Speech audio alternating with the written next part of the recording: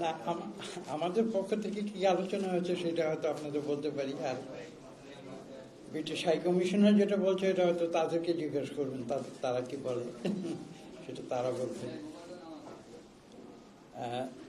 আজকে যে আলোচনাটি হয়েছে সেটা সত্যি কথা বলতে কি, যে আজকের বাংলাদেশের যে সার্বিক রাজনৈতিক পরিস্থিতি, 13ই জুন লন্ডনে প্রধান উপদেষ্টা এবং আমাদের ভারপ্রাপ্ত চেয়ারম্যান জনাব তারেক রহমানের মধ্যে যে আলোচনা হয়েছে, তৎপরবর্তী যে প্রতিক্রিয়া এবং পরিস্থিতি, এবং তার সঙ্গে বাংলাদেশ এবং বিলেতের যে ঐতিহাসিক সম্পর্ক, এবং পাশাপাশি বাংলাদেশ এবং বিলেতের মধ্যে যে ভবিষ্যৎ যে সংযোগ এবং উন্নয়ন পরিকল্পনা কি হতে পারে, এবং সর্বশেষ বাংলাদেশের যে ভৌগোলিক যে জিওপলিটিক্যাল যে অবস্থান, সে প্রসঙ্গে বাংলাদেশ এবং তার পার্শ্ববর্তী দেশসমূহের সঙ্গে আমাদের যে সম্পর্ক, সেই সব কিছু নিয়ে বিস্তৃত দীর্ঘ আলোচনা হয়েছে। আমাদের মহাসচিব সাহেব তিনি এই আলোচনা নেতৃত্ব দিয়েছেন এবং বিলেতের পক্ষ থেকে ব্রিটিশ হাই কমিশনার আলোচনায় নেতৃত্ব দিয়েছেন।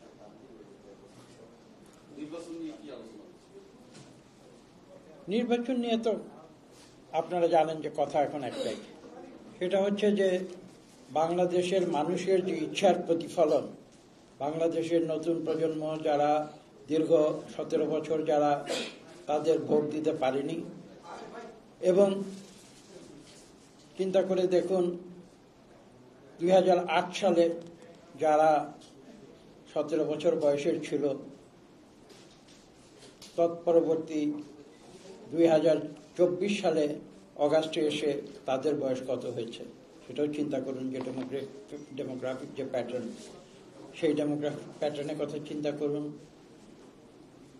বাংলাদেশের মানুষ তো যখন যদি কেউ বলে যে তুমি কি পোলাও কর্মা চাও না তুমি ভোট দিতে চাও, বাংলাদেশের মানুষ কিন্তু বলবে যে আমি ভোট দিতে চাই, না খেয়ে থাকলে অসুবিধা নেই। এটাই বাংলাদেশের মানুষের রক্তের ভেতরে আছে। তো কাজেই নির্বাচন নিয়ে তো আপনারা বুঝতেই পারছেন যে বাংলাদেশের মানুষ কোটি কোটি মানুষ, 12 কোটি ভোটার এখন বলা হচ্ছে ইন রাউন্ড ফিগার্স, তারা ভোট দেওয়ার জন্য উন্মুখ। তো কাজে ভোটের ব্যাপারে যখন একটা নিশ্চিত কোনো ইঙ্গিত যখন সরকারের পক্ষ থেকে আসে, যখন বলা হয় যে নির্বাচন কমিশন তাদের দেশবাসীকে জানাবে ভোটের তারিখ, তখন তো বাংলাদেশের মানুষ উৎফুল্ল হয়ে যায়। আমি খোলাখুলি বলছি, আমি তো সেই দিন আমার গ্রামে ছিলাম, এলাকায় ছিলাম, আমি দেখেছি যে মানুষের যে একটা উচ্ছ্বাস সেটা আমি দেখেছি, এবং আমার মনে হয় সারা বাংলাদেশে সেটাই ছিল ভোটের যুদ্ধ। বাংলাদেশের মানুষ ভোট দিতে চায়, একটা উৎসব মুখর। এটা একটা বাংলাদেশের মানুষের জন্য, আমরা যেমন বৈশাখ মাসে 14ই এপ্রিল আমরা যেমন উৎসব করি, নববর্ষের উৎসব করি, বাংলাদেশের মানুষের কাছে কিন্তু ভোটের দিনটি এরকম একটি উৎসবের দিন। কাজেই তারা উন্মুখ হয়ে আছে কখন ভোট দেবে, কখন তাদের যে মৌলিক অধিকার তারা সেটা প্রয়োগ করবে, এবং তাদের সত্যিকার যে প্রতিনিধি তাদেরকে নির্বাচিত করবে। তো কাজেই এটাই হচ্ছে আলোচনার বিষয়। ভোট সম্বন্ধে আপনারা জানতে চেয়েছেন।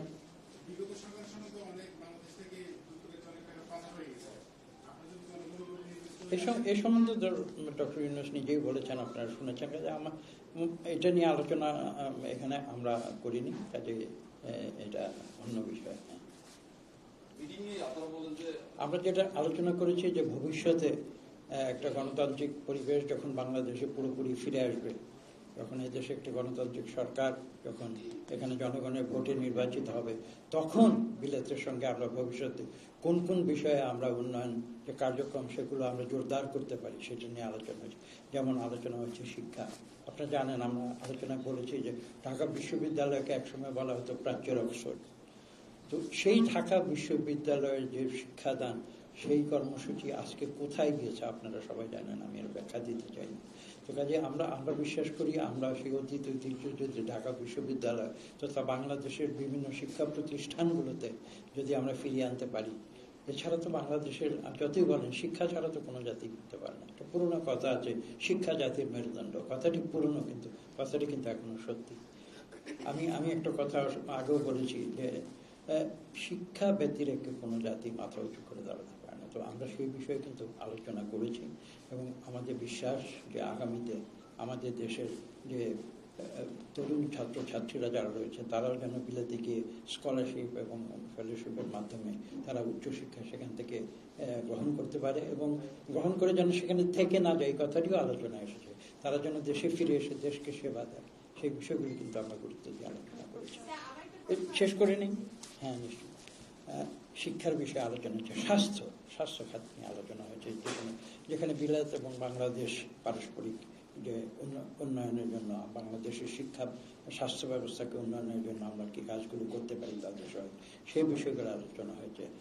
তারপরে আরো যেমন ব্যবসা বাণিজ্য, যেটা জানেন বিলাত তো একটা পুরোনো কথা আছে, বেনিয়ার জাতি বলে বিলাতকে। তো ওরা ট্রেডিং বলেন বা যাই বলেন, এটা তো ওরা সবসময় গুরুত্ব দিয়ে থাকে।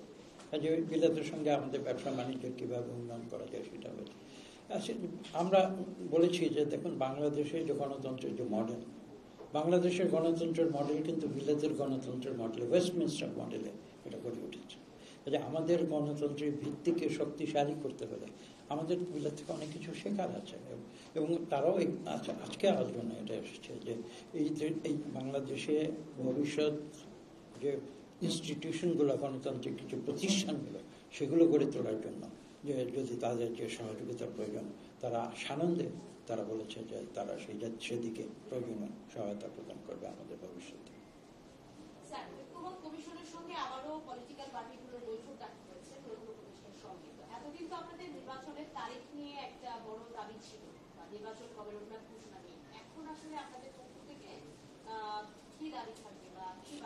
এগুলো হচ্ছে দাবির বিষয় নয় আসলে।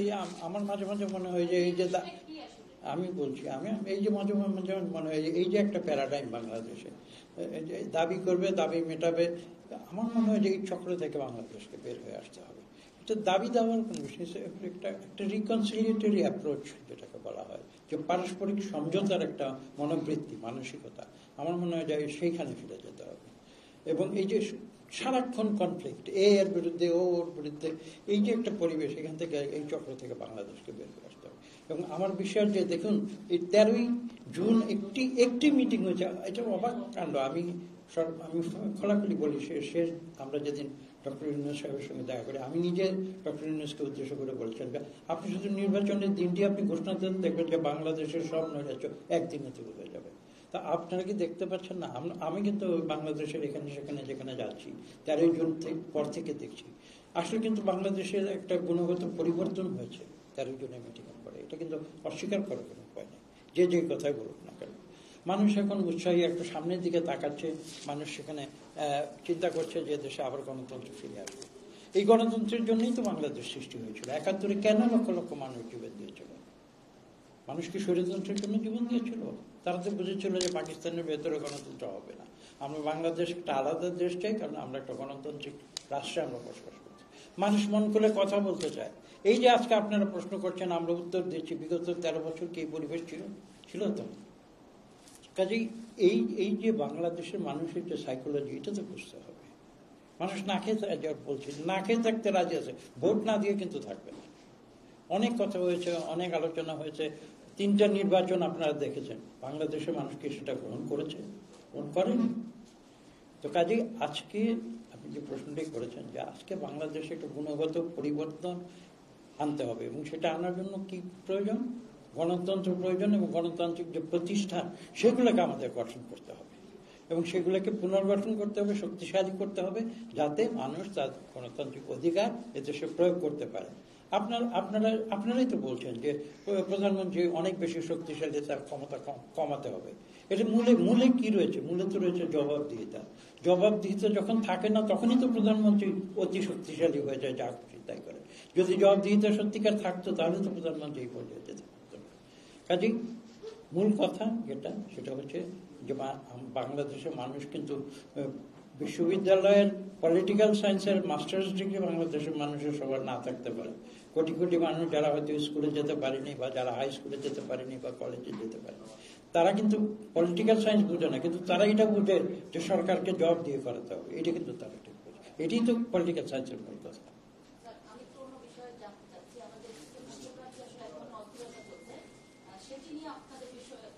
কোথায় কোথায় অস্থির?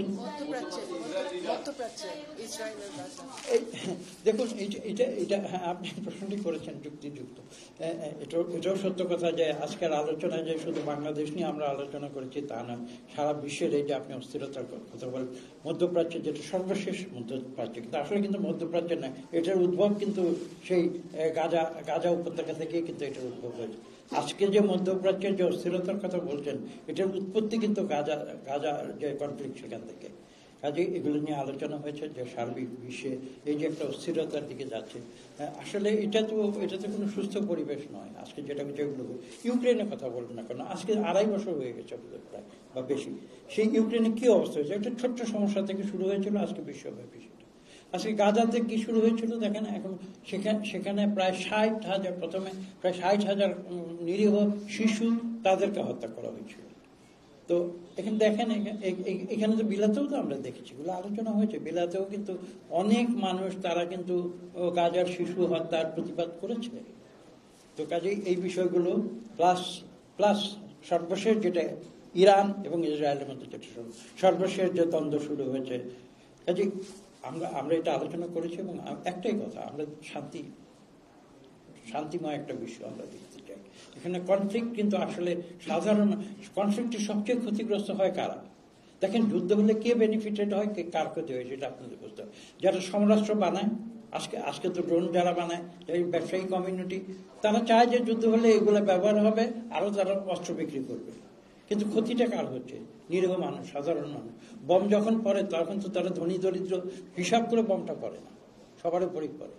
তো কাজেই এই যে দ্বন্দ্ব, এই যে একটা পরিস্থিতি, এ থেকে বের হয়ে আসতে হবে এবং আমরা একটা শান্তিময় বিশ্ব একটি দেখতে চাই। এই বিষয়গুলি না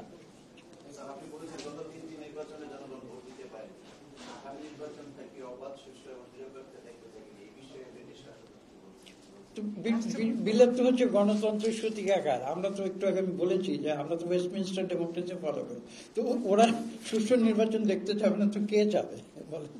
এইখানে তো কোনো দ্বিমত থাকতে পারে না। বলেন, কে বলুন?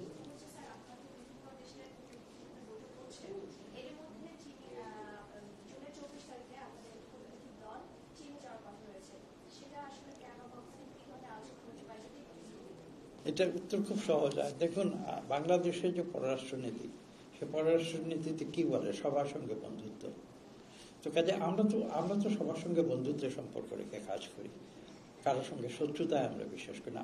একটা কথা আজকে আমি স্পষ্ট আপনার প্রশ্নের উত্তর বলছি, বিএনপি কিন্তু প্রতিহিংসা রাজনীতিতে বিশ্বাস করে না, সেটা কি মানুষের প্রতি হোক বা কোনো রাষ্ট্রের প্রতি হোক। আমরা একটা উদারনৈতিক রাজনৈতিক দল, আমরা মধ্যপন্থী রাজনৈতিক দল। এখানে আসলে মানুষ যত দোষী দেখ বিএনপিকে, আসলে কিন্তু দোষ দেওয়ার কোনো যুক্তি নাই। যারা বিএনপিকে দোষ দেয় তারা কিন্তু যুক্তিহীন দোষ দেয়। যেমন আমি একটা উদাহরণ দিয়ে বলছি, আমরা যেমন এই 13 জুনের আগে যেমন আমরা নির্বাচনের কথা বলেছি, তো কি বলেছে মানুষ? অনেকেই বলেছে যে হ্যাঁ, বিএনপি শুধু নির্বাচন করছে। তা আমি তখন উত্তর দিয়েছিলাম যে আরে, নির্বাচন চাওয়াটা কবে থেকে অপরাধ হলো সেটা তো আমি জানি। আশা করি আপনার উত্তর পেয়েছেন।